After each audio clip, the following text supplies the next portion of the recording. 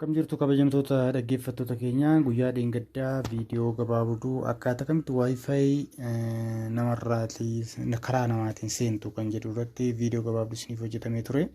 Isa keessatti komiin sagaleetiin nu agarsiisaa hojjettee kan jedhu komiin dhaqqabee jira.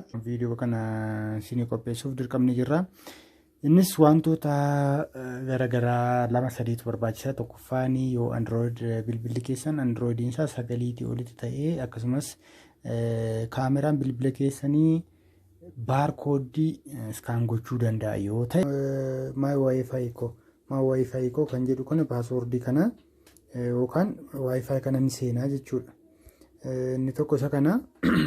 Inni lammaffaan immoo yoo bilbilli keessan akkas gochuu hin danda'u ta'e yookaanis immoo amma bilbiloonni isin fayyadamtan yoo Androidiin isaa sagalii ol mitifaa ta'e waayifaa kana akka kana mallattoo jechuun mallattoo seetingii qabaachuu dhiisuu danda'a. Jechuun asirratti isinitti agarsiisa.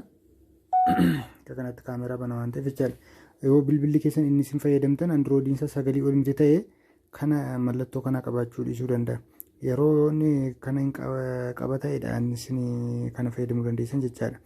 Yeroo as tuqxanii maal isinii fida asirratti forgootiifiin QR kood yookaan baarkoodii isinii fida. Baarkoodii bantuu isa booda akka kanatti bilbilli keessan inni kun immoo yoo jechuun dandeettiin tani qabaate ofumaa iskaan godha tokko. Amma waan lama isinitti himee jechuudha. Inni kan biraan yoo bilbilli keessan kana gochuu hin danda'u ta'e maal gootu bilbila sanarraa kun isinii bahe yoo ta'e Play Store keessatti appilikeeshinoonni tokko jiru kan baarkoodiif kan baarkoodii hojjetan jechaadha. Isaanis fakkeenyaaf akka QR code scanner yoo jettan isaan akkasii jiru. Fakkeenyaaf ani kunoo buusee jira. Kunoo addummaan isaa agartanii kan silaa gara waayifaatti isin geessa kaameraan keessan yoo sensitiiv yookaan baay'ee sensi gochuu danda'a ta'e kun immoo guutummaa paaswoordiin isaa maal akka ta'e isinii baasa jechaadha. Sirrii madhamoo paaswoordiin kana kanumadha jechuun fakkeenyaaf asuma irratti hin baneera waan ta'eef paaswoordiin kana kan ta'uu isaa lakkoofsa sittanii himan fakkeenyaaf hoostipootii keessatti anatu baneera waan ta'eef jechuudha. Akka fakkeenya isiniif ta'uuf jedheen ana kuna amma akkuma isin argitan paaswoordiin isaa kunoo kanadha. Paaswoordiin isaa jechaadha. Inni baarkoodiin keenya nu baase sila kunoo pilaas 43 irraa ka'a. Kunis paaswoordiin isaa anatu seet godheera kana jijjiiruu nan danda'a. Kanatti nu baasa jechuudha baarkoodiin kanuma wanti isin gochuu qabdanii.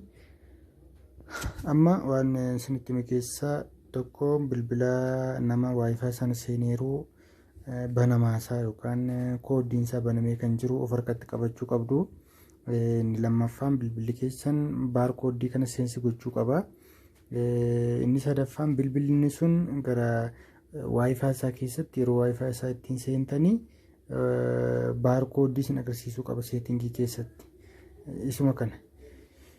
Kanaan tooftaa kanaatiin bilbila namaarraatiin keessumaa bilbiloota ammayyaarraa warra fayyadaman irraatiin seentanii waayifaa fayyadamuu dandeessuun isiniin jedha. Galatoomaa viidiyoowwan kana fakkaatan baay'ee hojjenna waan ta'eef sabiskiraayib gochuu hin dagatinaa. Sabiskiraayib sheer godhaa hiriyoota keessanii fi waan hordoftaniif galatoomaa isiniin jenna. Nagaan tura.